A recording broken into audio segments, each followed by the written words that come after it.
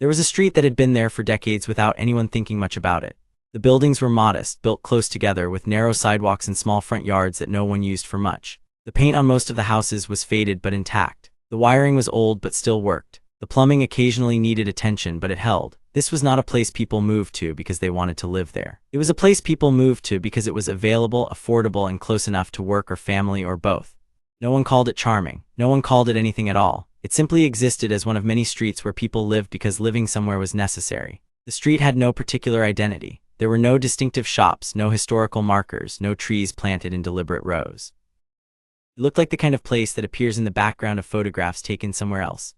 For years, that was enough. The buildings themselves were unremarkable. Most were 2 or 3 stories divided into apartments with thin walls and creaking floors. The lobbies were small and poorly lit. The hallways smelled like old carpet and whatever someone had cooked the night before. The windows were small and faced other buildings or parking lots or the street itself. None of this bothered anyone because no one had expected more. The street had never promised anything beyond basic shelter. It delivered that and nothing else, and for a long time that balance held. People walked past it on their way to other places. Buses stopped at the corner but rarely let anyone off. The street was a place to pass through, not a place to notice. That invisibility was part of what made it functional. It did not attract attention, and attention would not have helped it anyway. The people who lived there had been there for a long time. Some had raised children in the same house they moved into 30 years earlier.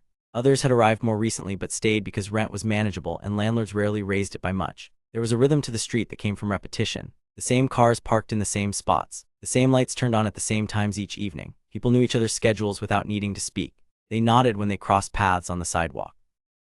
They borrowed tools occasionally. They complained about the same things: noise from the nearby road, garbage pickup that came too early, the lack of parking during winter. No one was planning to leave, but no one was planning to stay forever either. The street was a middle ground, a place that asked very little and gave very little in return. It was stable in the way that things are stable when no one is paying attention to them. Nothing improved, but nothing needed to.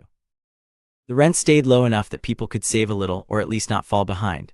The neighborhood around it was equally unremarkable. There were other streets just like it, filled with people living in the same kind of quiet continuity. The routines were small and predictable. A man on the second floor left for work at 6 every morning and returned at 4. A woman on the first floor walked her dog twice a day, always at the same times. Children played in the narrow space between buildings until someone called them in for dinner. The mailman knew which apartments to skip because the tenants had moved out months ago and no one had moved in yet. The corner store sold the same things it had sold for 20 years. The bus stop was always busy in the morning and empty by mid-afternoon. People did not talk much, but they recognized each other. They knew who belonged and who did not, though they rarely said so out loud. There were no block parties, no neighborhood meetings, no collective efforts to change anything. The street did not need improvement because it was not broken. It simply was. People lived their lives there without drama or distinction, and that was enough for everyone involved. Somewhere else not far away, things began to change. Areas that had been affordable for decades stopped being affordable. Buildings that had housed families for generations were sold, renovated, and repriced. Rents doubled in some places, then doubled again. People who had lived in those areas for years found themselves unable to renew their leases or unable to pay the new amounts being asked. The pressure did not come from a single cause.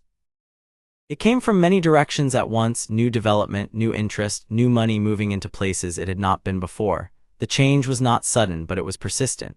Each year, fewer people could afford to stay where they were. Each year, more people began looking for somewhere else. The street had not changed, but the context around it had.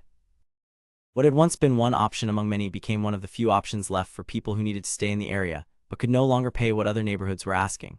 The street did not attract attention because it had improved. It attracted attention because everything around it had become inaccessible. The areas that changed first were the ones closest to the center, the ones with older buildings and character that could be restored or reimagined. Then the change spread outward, reaching neighborhoods that had been considered too far, too old, too worn down to be worth the trouble. But the trouble came anyway. Buildings were bought by people who did not live in them. Apartments were emptied, repainted, and listed at prices that no previous tenant could have afforded. The people who had lived in those places moved to adjacent neighborhoods, which then began to change in the same way. The pressure moved like water, filling in the lowest places first, then rising to meet the next level. The street was not immune, but it was slow to be affected.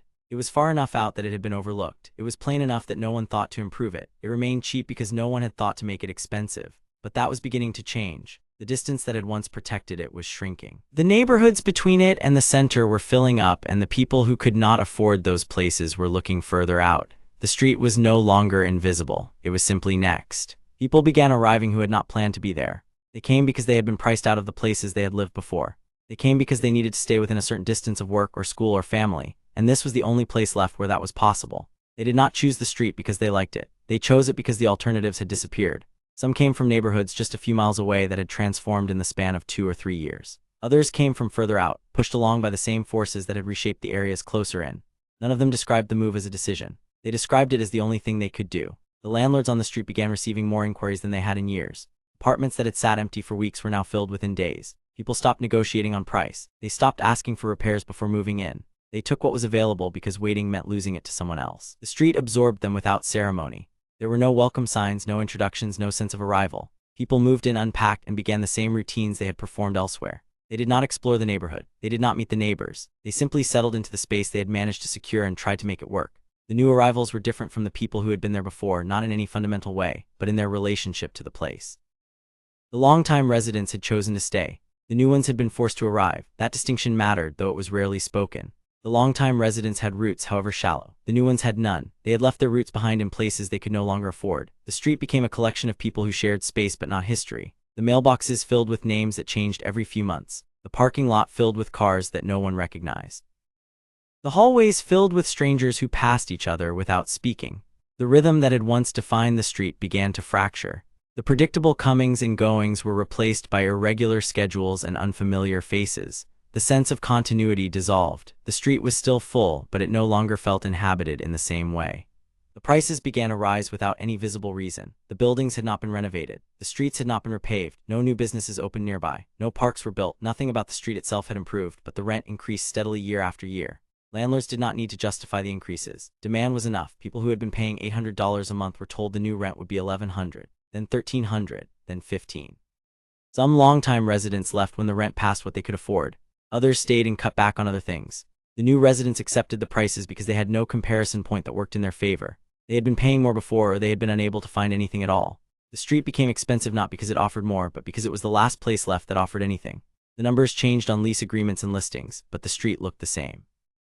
The same cracked sidewalks, the same peeling paint, the same narrow rooms and old fixtures. The only difference was the price attached to them. The increases happened quietly without announcement or explanation. A letter would arrive in the mail informing tenants that their lease would not be renewed at the current rate. The new rate would be 30% higher, or 40 or 50. Some people called the landlord to ask why. The landlord would say the market had changed.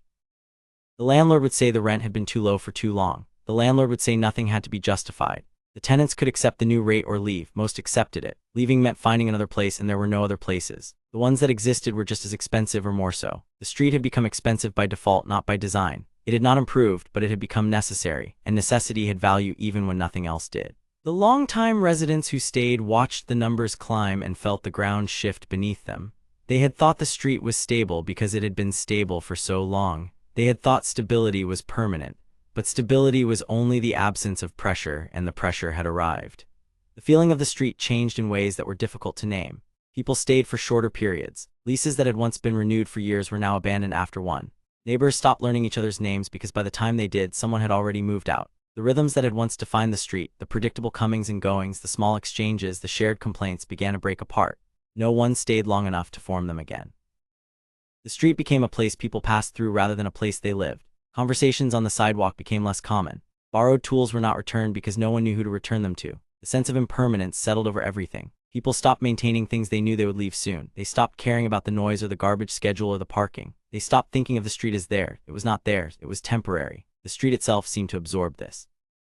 It took on the look of a place that was occupied but not inhabited. Curtains stayed closed. Yards stayed bare. The buildings were full, but they felt empty. The turnover created a strange anonymity. The same apartments were occupied continuously, but by different people every few months. A unit on the third floor that had housed the same family for 15 years now cycled through 3 or 4 tenants in a single year.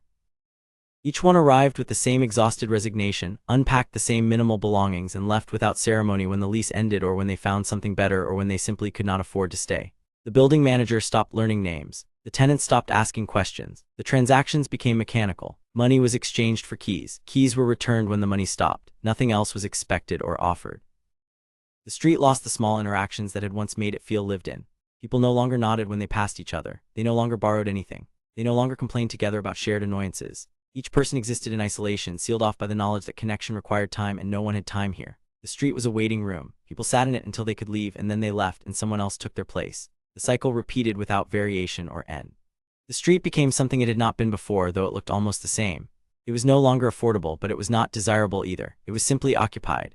The people who lived there now were not the same people who had lived there before, and they would not be the same people who lived there in another few years. The price had risen high enough that no one could stay comfortably, but not high enough that anyone improved the place. It existed in a middle state, expensive without being valuable, full without being lived in. The street had not collapsed, but it had not thrived. It had only changed hands. This was not the only place this happened. Other streets changed this way too. The pattern repeated itself in neighborhoods that had once been stable, in buildings that had once housed families, in places that had once been boring enough to be ignored. The pressure moved them all. The street continued without resolution.